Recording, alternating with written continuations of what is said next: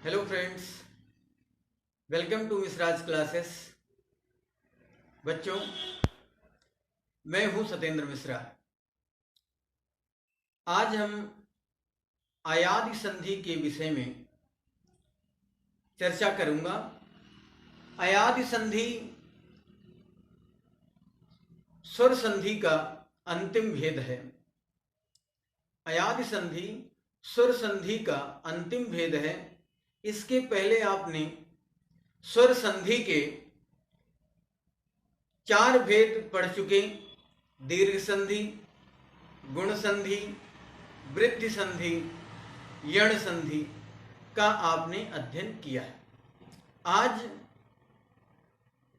हम सभी अयादि संधि पर चर्चा करेंगे।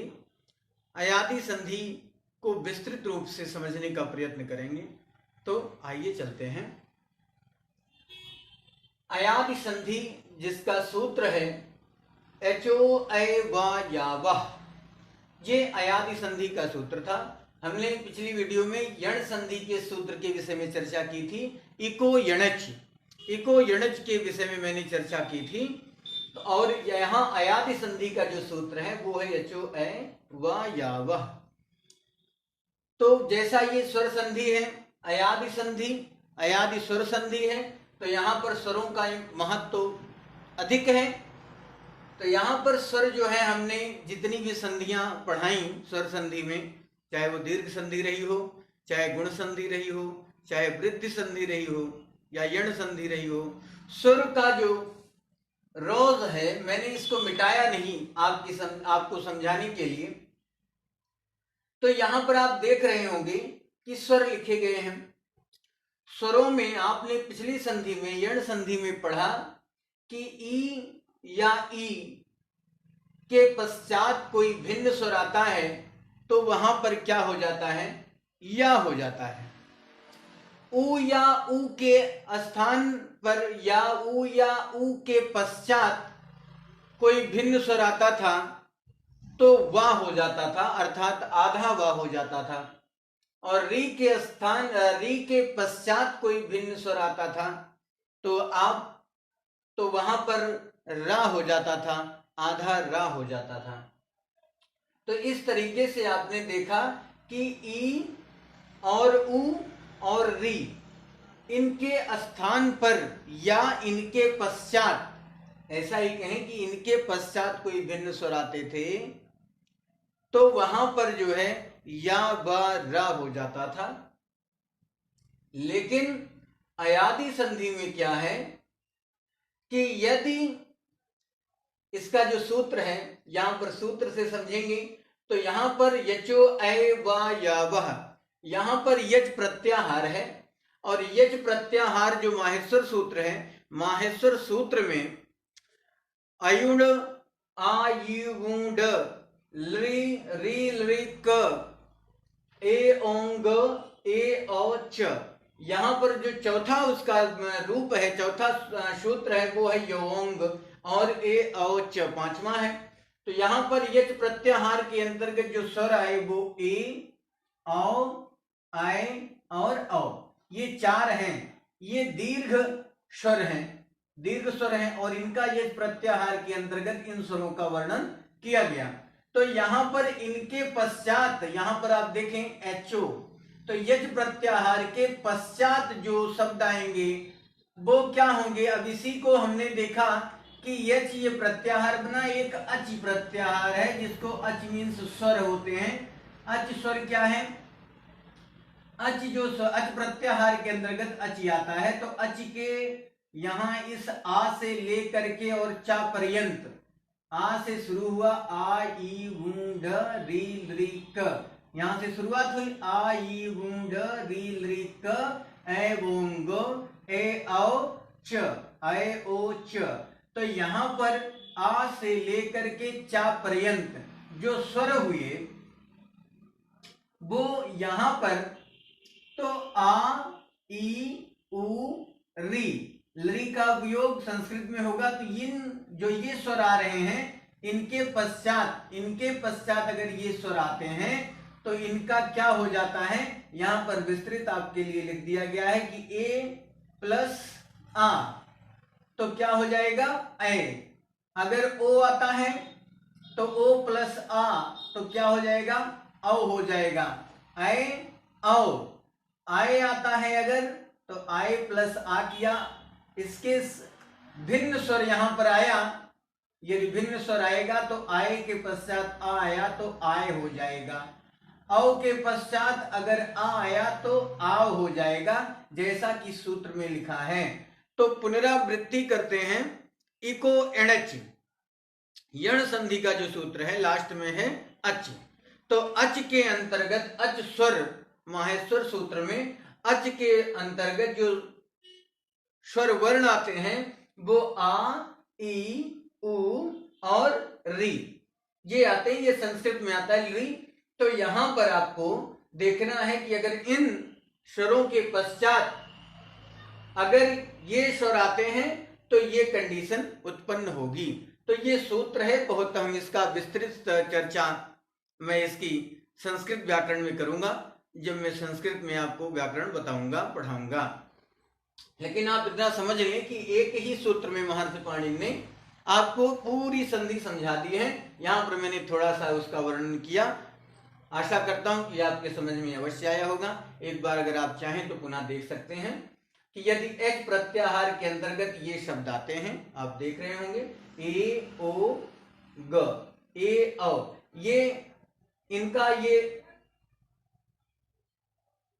इनका प्रयोग नहीं होता है।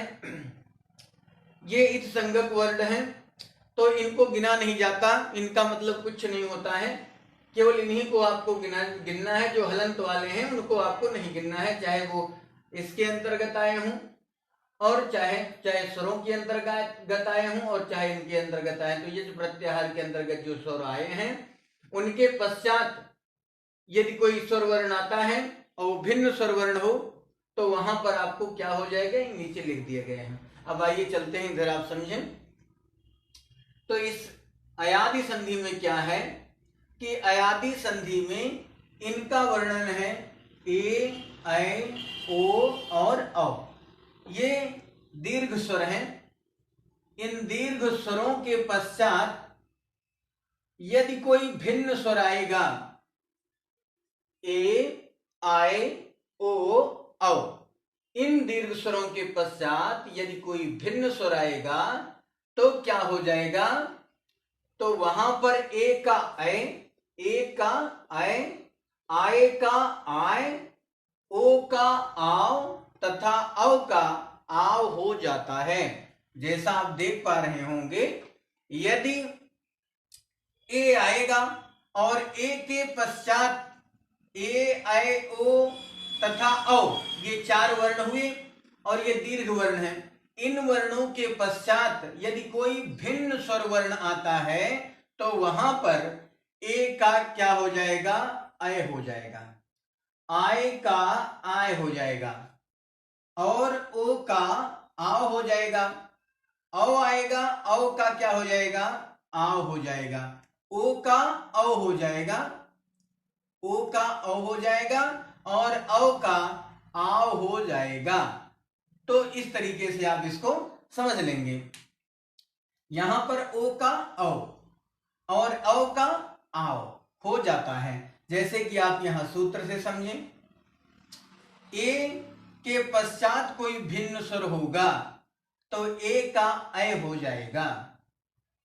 ए के पश्चात कोई भिन्न स्वर होगा तो ऐ हो जाएगा। आय के पश्चात अर्थात आय के पश्चात कोई भिन्न स्वर होगा तो आय का आय हो जाएगा। ओ के पश्चात कोई भिन्न स्वर होगा तो ओ का औ हो जाएगा और औ के पश्चात औ के पश्चात कोई भिन्न स्वर होगा तो औ का आव हो जाएगा। इस तरीके से आप समझेंगे। ऐसे ही आपने एड संधि में समझा था कि ई और ई के पश्चात कोई भिन्न स्वर आता था तो या हो जाता था, उ आधा या हो जाता था, उ और उ अर्थात ह्रस्व उ और दीर्घ उ के पश्चात कोई भिन्न स्वर आता था तो आधा वा हो जाता था, और री के पश्चात कोई भिन्न स्वर आता था तो तो आधा रा हो जाता था। इसी तरीके से आपने दीर्घ संधि भी समझी थी कि यदि ह्रस्व या दीर्घ वर्णों के बाद कोई ह्रस्व या दीर्घ वर्ण आते हैं तो दीर्घ वर्ण बन जाता है उनके मेल से। तो इस तरीके से आप जानने का प्रयत्न करेंगे। तो यहां पर ये सूत्र लिख दिए गए हैं कि इन चारों के पश्चात अगर कोई भिन्न स्वर आता है तो इनकी चारों की कंडीशन इस तरीके से हो जाएगी। ये सूत्र आप विशेष रूप से याद रखें।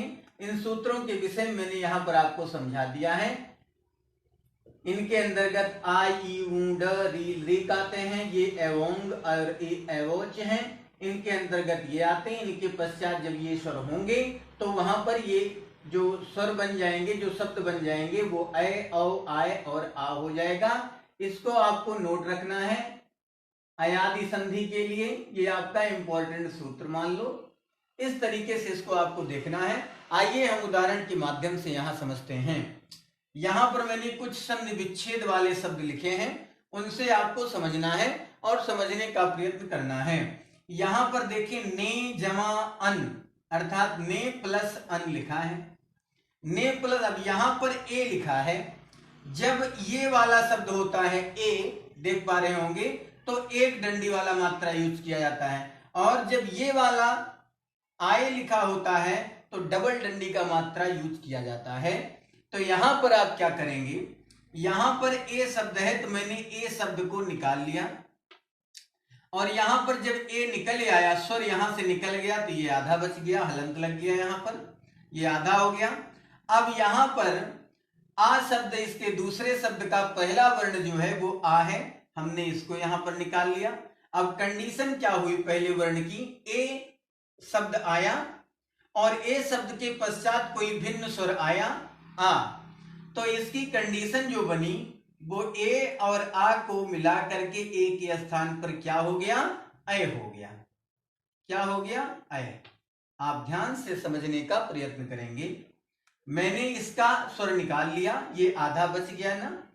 दूसरे शब्द का मैंने पहला वर्ण आ निकाल लिया, जबकि मैंने कहा है कि इसमें कोई परिवर्तन नहीं होगा क्योंकि यहां ऐसा कोई नियम नहीं दिया गया है। सिर्फ ये कह रहा है कि ए के पश्चात कोई भिन्न स्वर आएगा तो ए का अय हो जाएगा। ये नहीं कह रहा है कि ये दोनों मिल करके ही अय बनाएंगे, इतना आपको ध्यान रखना है। तो यहां पर ए और आ जब दोनों मिला तो ए के स्थान पर क्या हो गया, अय हो गया। अब यहां पर बचा क्या, यहां मैंने आ निकाल लिया था, आप देख रहे होंगे। तो जब हम इसको जोड़ेंगे तो आप देख लें नया शब्द क्या बनेगा। यहां से ए निकल गया था तो ये आधा ना बचा था, मैंने हलंत लगा के आधा ना लिख दिया। अब हम देख रहे हैं कि ए जो निकला था वो इस रूप में आ गया है अय। तो यहां पर जब आ शब्द ये ना में मिलेगा तो ये पूर्ण हो जाएगा। आ जो स्वर है वो ना में जब मिलेगा तो ये पूर्ण हो गया। अभी तक ये हास था, आधा था, स्वर मिल गया तो पूर्ण हो गया। अब बचा क्या यहां पर, या, आधा या बचा। अब ये आ तो लोप इसका तो होना नहीं है, इसका लोप नहीं होगा तो ये आ करके कहां मिल गया, ये आ करके इस या में मिल गया। जो या यहां से गया था तो ये पूरा हो गया। अब ये आ निकल गया था, यहां बचा हुआ शब्द क्या था हमारे पास, ना, तो क्या हो गया, नयन शब्द बन गया। इस तरीके से इस सूत्र को आपको फॉलो करना है। दूसरा है हमारा गय प्लस अन। अब यहां पर गय शब्द है तो यहां पर आमने क्या किया, जब डबल डंडी का मात्रा है तो हम समझ जाएंगे कि यहां पर हमारा दूसरा वाला आय है, ये आय शब्द है। अब यहां से जब मैंने आय निकाल लिया तो ये हमारा आधा गा बचा। दूसरे वर्ण में से मैंने क्या किया, दूसरे शब्द में से पहला वर्ण आ निकाल लिया। इसकी जो कंडीशन बनी, ए और आ को मिला के, या तो ए के स्थान पर क्या हो गया, आय के स्थान पर क्या हो जाएगा, आय हो जाएगा। क्या हो जाएगा, आय। आप देख पा रहे होंगे आय। जब आय हो गया, यहां हलंत लगा है, ये आधा या है, तो अब इसकी कंडीशन क्या बनेगी आप देख लीजिए। ये आधा गा था, मैंने आधा गा लिख दिया हलंत लगा के। अब यहां पर जो इसका रूप बना है, ये आय के स्थान पर क्या हो गया, आय हो गया। अब यहां पर दीर्घ आ हो गया। अब दीर्घ आ इसमें जब जुड़ेगा इस गा में तो एक मात्रा लग जाएगी, ये पूरा गा हो गया अर्थात दीर्घ गा हो गया। ठीक है, बचा हुआ शब्द क्या है, या, और आधा या है, हलंत लगा है, यहां भी आप देख सकते हैं आधा या। जब आधे आ में ये आ करके मिलेगा तो ये पूर्ण हो गया। और बचा हुआ शब्द यहाँ पर क्या है, क्योंकि आ ये मैंने निकाल लिया था, सब समझ पा रहे होंगे, ना बचा था तो यहाँ पर क्या हो गया, गायन हो गया। इस तरीके से दूसरे में तीसरा वर्ण देखेंगे, गए प्लस अक। तो यहां पर आप ऊपर देख पा रहे होंगे, यहां भी वही कंडीशन, यहां भी वही कंडीशन, तो मैंने ये निकाल लिया। जब डबल डंडी का मात्रा होगा तो ये दूसरा वाला आय आएगा, एडी से ऐनक आपने पढ़ा होगा, ऐ निकाल लिया। जब ऐ स्वर निकल गया यहां से तो ये आधा बचा। जब ये आधा बचा और मैंने दूसरे का क्या निकाल लिया, दूसरे शब्द का मैंने पहला वर्ण निकाल लिया यहाँ पर। अब जो कंडीशन बन रही है हमारी, वो कंडीशन क्या है, कंडीशन ये है कि ए के बाद जब असमान स्वर आएगा, कोई भिन्न स्वर आएगा, तो ए का क्या हो जाएगा, ए का क्या हो गया था, आय। अभी आपने ऊपर पढ़ा था तो यहाँ पर आय हो गया, आय। आप देख पा रहे होंगे, ध्यान से देखेंगे आपके समझ में आएगा। अब इसकी देख लेते हैं कंडीशन कौन सा शब्द बनता है। तो जब हम यहां पर से आय निकाल लिए थे तो ये आधा गा बचा था, आधा गा लिखेंगे तो हलंत के साथ लिखेंगे। अब यहाँ पर दीर्घ आ आया, दीर्घ आ, अब इसमें मात्रा है, तो जब ये आ यहाँ आके गा में मिलेगा तो ये पूरा गा हो जाएगा और एक मात्रा चढ़ जाएगी, क्योंकि ये दीर्घ है, आ की मात्रा लगी है, आ हो गया। बचा हुआ आधा या है, यहाँ पर हमने आधा या लिख दिया। अब जब ये आधे गा में, आधे या में ये आ मिलेगा तो ये पूरा हो गया। यहां बचा हुआ शब्द क्या है, का, तो क्या होगा, गायक हो गया।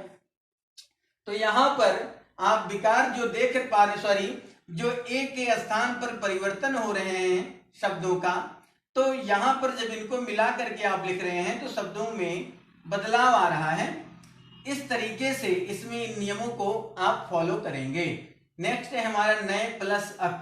तो यहां पर आप देख सकते हैं कि वही कंडीशन है, नए में जब डबल मात्रा है तो वही आए शब्द निकला यहां से, ये आधा हो गया। फिर मैंने इस वाले शब्द से आ निकाल लिया, वर्ण, पहला वर्ण आ निकल गया, बचा यहां पर का। तो जब इनका दोनों की जो कंडीशन बनी, वो कंडीशन क्या बनी इन दोनों की, वो ए आ, और जब ए के पश्चात कोई असमान स्वर आया तो ए ने कौन सा रूप ले लिया, आय का रूप ले लिया, आय हलन सहित। तो यहां पर जब हम इसको दूसरा शब्द देंगे, बनाएंगे, तो क्या बन जाएगा, यहां आप देखेंगे ये आधा ना था, ठीक है, आधा ना हो गया। अब यहां पर जो ये बड़ा आ अर्थात दीर्घ आ आकर के मिला तो यहां पर एक मात्रा हो गई, हलन को हट गया, ये पूर्ण हो गया, पूरा ना हो गया। अब यहां पर आधा या है, आधा या मैंने लिख दिया। आधे या में जब ये आ मिला तो ये पूर्ण हो गया। बचा शब्द क्या है, का, तो ये क्या हो गया, नायक, अर्थात इसमें अयादि संधि है। नेक्स्ट है हमारा विनय प्लस अक, विनय प्लस अक। अब यहाँ पर आप देख पा रहे होंगे जो पहले शब्द का अंतिम वर्ण है वहां पर डबल डंडी की मात्रा है, तो यहाँ पर हमने क्या किया, ए निकाल लिया। आप देख पा रहे होंगे, नहीं दिख रहा है तो आप ऊपर से ही समझ जाए, मैं बोल रहा हूं आपको सुनाई पड़ रहा होगा, ए। अब यहां पर ये आधा हो गया। अब यहां दूसरे वाले शब्द से मैंने पहला वर्ण आ निकाल लिया। अब इन दोनों के जब आय के पश्चात कोई असमान स्वर आया तो आय के स्थान पर क्या हो गया, आय हो गया, आय के स्थान पर आय हो गया। अब इसको जब मैंने इसका पूर्ण वर्ण बनाना चाहा तो यहां विनय लिखा है तो बी और ना, ये आधा ना बचा था यहाँ पर, इसलिए मैंने यहाँ पर हलंत लगा दिया। जब ये आ की मात्रा यहाँ पर आएगी तो ये पूरा, जब दीर्घ आ यहाँ पर आया तो ये ना पूर्ण हो गया, आ की मात्रा लग गई। बचा है यहाँ पर या, आधा या है, आधे या में जब ये या मिला तो ये पूर्ण हो गया। और बचा शब्द क्या था, का, तो ये हो गया क्या, विनायक। इस तरीके से आप इसको समझेंगे। तो आपने दो समझ लिए, दो नियमों को आपने समझ लिया, ए और आई। अब अपन समझते हैं तीसरा, ओ के स्थान, ओ के पश्चात कोई भिन्न स्वर आएगा तो ओ का औ हो जाएगा। यहां पर मैंने कुछ शब्द लिखे हैं जैसे भो प्लस अति। तो यहां से मैंने क्या किया, आप देखें, यहां है भो, ओ की मात्रा लगी है, एक सिंगल मात्रा है तो भो, तो यहां से मैंने ओ निकाल लिया, ओ, ये आधा भा बचा। दूसरे वाले वर्ण से, दूसरे वाले शब्द से मैंने पहला वर्ण निकाल लिया आ। अब जब ओ के पश्चात कोई असमान या भिन्न स्वर आता है तो ओ के स्थान पर क्या हो जाता है, ओ के स्थान पर अ हो जाता है। यहां पर क्या हो गया, अ, हलंत लगा करके वाह है, ये आप आसानी से देख लें। अब इसकी जो कंडीशन बनती है वो आप देखें, यहां पर आधा भा था, ठीक है, आधा भा लिख दिया।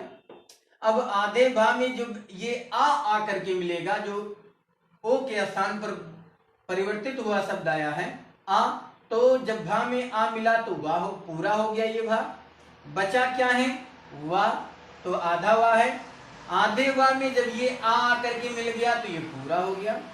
बचा हुआ शब्द क्या है, ती, तो यहां पर ती जुड़ गया, तो शब्द क्या बन गया, भवती। इसी तरीके से इसमें कौन सा रूल फॉलो होगा, आप देखें, सेम टू सेम लिखे हैं भो, तो यहां पर भी वही कंडीशन, ओ मैंने निकाल लिया, ओ की मात्रा लगी है, ओ एक सिंगल मात्रा, तो यहां पर मैंने वो शब्द को निकाल लिया। अब यहां पर क्या है, ये आधा बचा, और दूसरे वाले वर्ण से, दूसरे वाले शब्द से मैंने पहला वर्ण निकाल लिया आ। अब इसकी जो कंडीशन है वो, जब ओ के पश्चात कोई असमान स्वर आया तो ओ किसके रूप में बदल गया, औ के रूप में बदल गया, यहां पर औ हो गया। अब इसके बनने वाली कंडीशन क्या है, शब्द कैसे बनेगा वर्ण, तो यहां पर मैंने आधा भा बचा था, आधा भा मैंने लिख दिया। आधे भा में जब ये आ अर्थात स्वर, हर्ष स्वर आकर के मिला तो ये पूर्ण हो गया।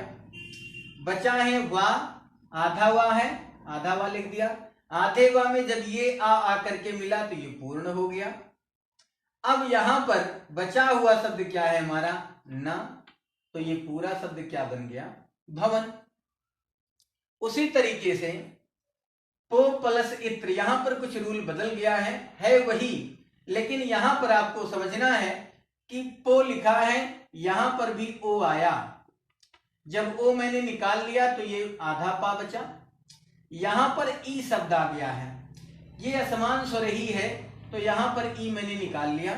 बचा यहां पर क्या, त्रा, ध्यान से समझेंगे इसको। जब असमान स्वर आया तो इसकी कंडीशन क्या बनी, तो यहां पर ओ अगर आएगा और वो के पश्चात कोई असमान स्वर आएगा तो अव ही बनेगा, तो ओ की जगह पर अव हो गया।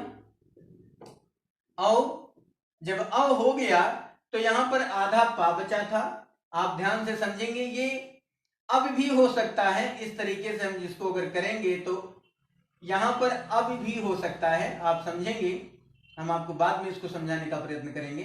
तो यहां पर अब हो गया जब, तो पो, ओ निकल गया था तो आधा पा बचा था, आधे पा में ये आ जुड़ गया तो ये पूरा हो गया।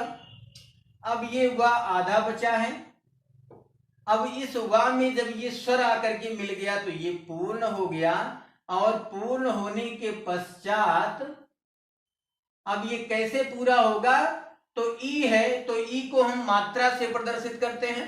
आप सभी को पता होगा कि ये ह्रस्व ई है, और ह्रस्व ई की मात्रा लगेगी तब ये पूर्ण हो जाएगा, क्योंकि स्वर है।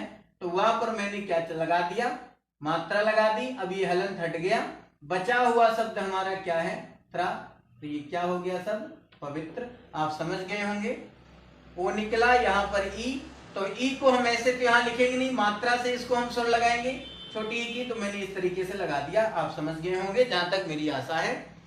अब यहां पर पो प्लस अन है, यहां पर भी ओ है, ओ निकाल लिया मैंने यहां से, ये आधा पा बचा।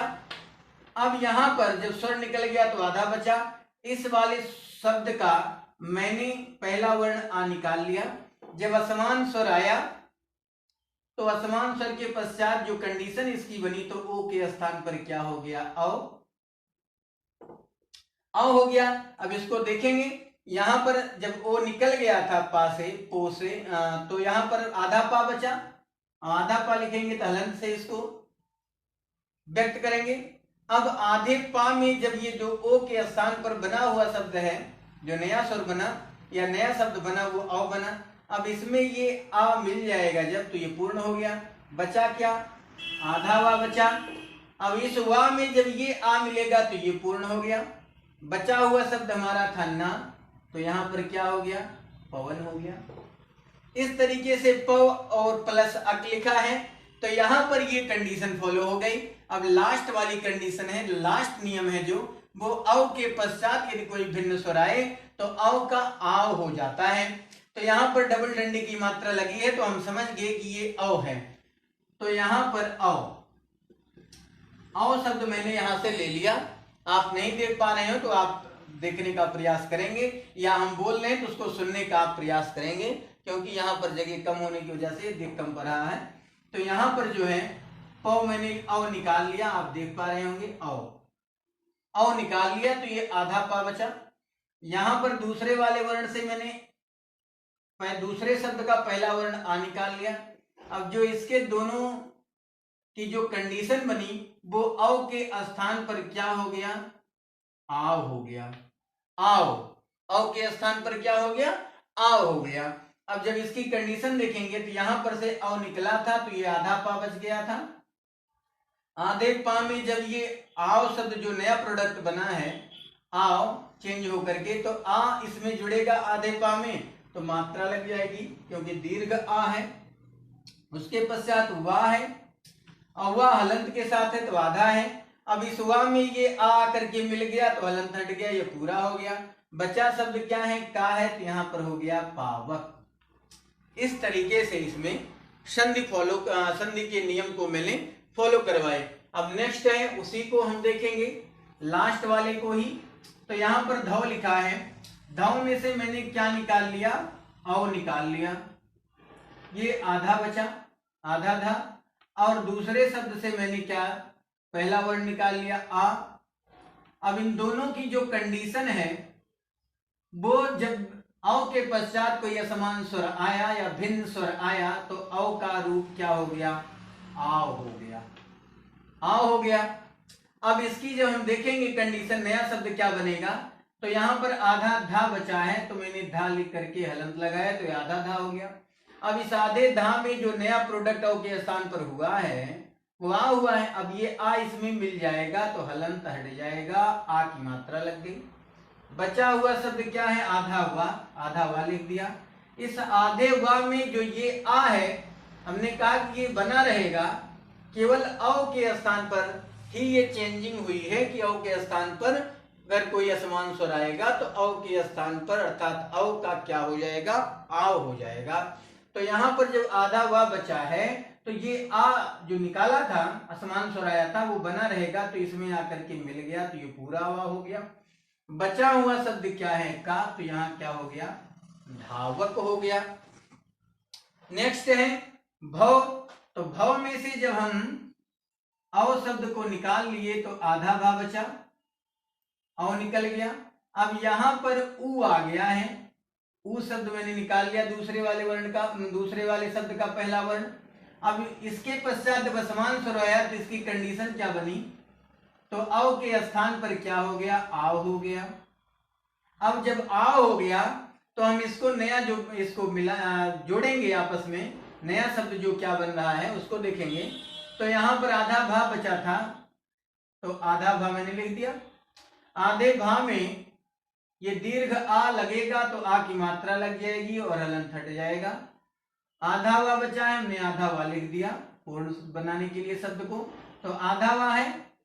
अब यहां पर उ शब्द आया है, तो उ ये असमान स्वर है, तो उ यहां जब हमें वा के पश्चात उ लिखना है तो उ को डायरेक्ट अक्षर से नहीं लिखेंगे, जब बीच में आएगा तो इसकी मात्रा से हम इसे इंगित करेंगे, इसलिए हमने ऊपर मात्रा लगा दी। अब बचा हुआ शब्द क्या है हमारा? का, तो बन गया शब्द, नया शब्द क्या बन गया जो हमारा? वो बन गया भावुक, और यहां धावक था। नेक्स्ट है नौ इक। तो यहां से हम देखेंगे, मैंने क्या निकाल लिया? अव निकाल लिया। लास्ट रूल पे हम चल रहे हैं, ये वाला रूल हम बता रहे हैं आपको, लास्ट वाला, और ऊपर के हमने 3 पढ़ लिए। ये चौथा हमारा जो दीर्घ व्यंजन है अव, इसको हम देख रहे हैं। यहां से अव मैंने निकाल लिया तो नाग आधा बचा, और दूसरे वाले शब्द का पहला वर्ण मैंने निकाल लिया तो ई है हमारा। अब इन दोनों की जो कंडीशन बनी वो अव के, जब अव के पश्चात कोई भिन्न स्वर आएगा तो ये अव की जगह आव हो जाएगा, अव के स्थान पर, या अव का आव हो जाएगा। तो यहाँ पर वह हलंत के साथ होगा, आप देखेंगे। तो यहाँ पर जब देखेंगे कौन कैसे शब्द बनता है, तो यहाँ आधा ना है, ठीक है, आधा ना कर दिया। अब इस आधे ना में जो ये आ हमारा प्राप्त हुआ शब्द है, औ के स्थान पर आ हुआ है, तो ये आ शब्द इसमें मिलेगा, हलंत हटा दिया जाएगा, आ की मात्रा लग गई, दीर्घ था। यहाँ पर बचा हुआ शब्द हमारा आधा वा है, मैंने आधा वा लिख दिया। अब यहाँ पर आधा वा लिखने के पश्चात जब इसमें ई मिलेगा, तो मैंने अभी यहाँ पर आपको बताया था कि ई को हम कैसे व्यक्त करेंगे, ई को मात्रा से व्यक्त करेंगे। तो ई ऐसा स्वर है बीच में आया है, तो इसको मात्रा से हमें व्यक्त करना है। तो यहाँ पर हम मात्रा लगा देंगे, क्योंकि हमारा हरस्वी है तो हरस्वी की मात्रा लग गई। बचा हुआ शब्द हमारा क्या है, का। तो ये नया शब्द जो हमारा बना वो क्या बन गया, नाविक। नया शब्द नहीं है, इसी का ये विच्छेद शब्द है। इसको मैंने सूत्र से फॉलो किया तो ये हमारा वर्ण पूर्ण हो गया, बना हुआ शब्द। अब नेक्स्ट है हमारा पौ प्लस अन। अब यहाँ पर हमने औ शब्द आपको निकाला, औ शब्द यहां से निकाल लिया स्वर वर्ण।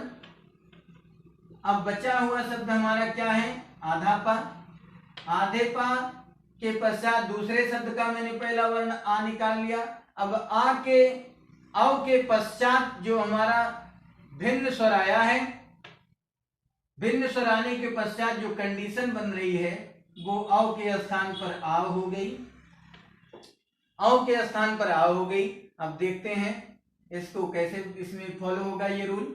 अब यहां पर आधा पा बचा था, आधे पा में जब ये बना हुआ औ के स्थान पर हुआ शब्द है आओ, तो आ शब्द इसमें मिलेगा, तो ये मात्रा लग गई। यहाँ पर हलंत था तो हलंत को हटा दिया गया, पा हो गया, पा हो गया। अब आधा वा बचा है, आधा वा लिख दिया गया। आधे वा में जब ये स्वर मिला तो ये पूर्ण हो गया, और बचा हुआ शब्द क्या है पीछे, न, तो क्या हो गया, पावन हो गया। इस तरीके से ये हमारा वर्ण बन गया, हमारा शब्द बन गया। नेक्स्ट है हमारा 100 प्लस अक, 100 प्लस अक। अब यहाँ पर 100 में से मैंने अव निकाल लिया, डबल डंडी की मात्रा है। जब डबल डंडी की मात्रा है यहाँ पर, तो हमने क्या किया, औ 100 लिखा है तो अव हो गया हमारा ओ अव, औरत वाला अव है। अब ये हमारा सा आधा बचा। अब यहां पर मैंने दूसरे शब्द का पहला वर्ण निकाल लिया, आ। अब इन जो दोनों की कंडीशन बनी अ और आ, तो अ के स्थान पर जब भिन्न शब्द आया अ के पश्चात तो आव हो गया, आव शब्द हो गया। अब यहां आ होने के पश्चात क्या हो जाएगा, आधा सा यहां बचा था, मैंने आधा सा लिख दिया, चलो ठीक है। आधा सा में जब ये आ मिलेगा तो ये पूरा हो जाएगा, मात्रा लग जाएगी और हलंत हट जाएगा। आधा वा बचा है, आधे वा में जब ये आ करके मिलेगा, आधे वा में जब ये आ करके मिलेगा तो क्या हो जाएगा, ये पूरा वा हो जाएगा, हलंत हट गया। बचा हुआ शब्द क्या है, का, तो हो गया सावक। इस तरीके से आपको दीर्घ संधि अयादि संधि समझनी है। आशा करता हूं कि जैसे भी मेरी जो शैली है पढ़ाने की वो आपको इन स्वर संधि में अवश्य ही पसंद आई होगी और आप इसे अच्छे से फॉलो करे होंगे। तो इस तरीके से आप ज्ञान प्राप्त कर सकते हैं। इन संधियों को, नियम को फॉलो करके आप इनको सॉल्व कर सकते हैं, ये आपके लिए बहुत उपयोगी है। मैंने यहाँ पर सूत्र भी आपको बता दिए हैं, इनका मैं संस्कृत व्याकरण की संधि में या अलग से ही एक वीडियो में सभी संधियों की सूत्रों का चर्चा, सूत्रों के अबाउट चर्चा विस्तृत रूप से करूंगा। आप मेरी अगली वीडियो में आप इसको जरूर देखेंगे, क्योंकि बहुत इंपॉर्टेंट है। यदि आपको सूत्र आ गया तो आपको संधि आसानी से समझ में आ जाएगी। तो कॉम्पिटिटिव एग्जाम्स में ये संधि बेहद इंपॉर्टेंट होती हैं, आप सभी को जैसा मालूम है। और यहाँ पर मैंने ऐसे ही चुने हुए शब्द लिखे थे जो आपकी समझ में बेहतर ढंग से आ जाएं। यहाँ पर मैंने इस तरीके से लिखा था जिससे आपकी समझ में बेहतर ढंग से ये सभी आ जाएं। आशा करता हूं कि आपके समझ में आ गए होंगे। आज की वीडियो में बस इतना ही। नेक्स्ट में अगली वीडियो में पुनः व्यंजन संधि और विसर्ग संधि में चर्चा करूंगा आपसे। यदि आप मेरे चैनल पर नए हैं और आपको मेरा वीडियो पसंद आ रहा है तो आप मेरे चैनल को सब्सक्राइब कर लें, वीडियो को शेयर कर दें और लाइक करना ना भूलें। यदि इससे संबंधित या हिंदी व्याकरण से संबंधित आपको कोई डाउट है या आपको कुछ जानकारी लेना है तो आप कमेंट बॉक्स में कमेंट करके हमसे अवश्य ही बताएं। Thank you, thanks for watching.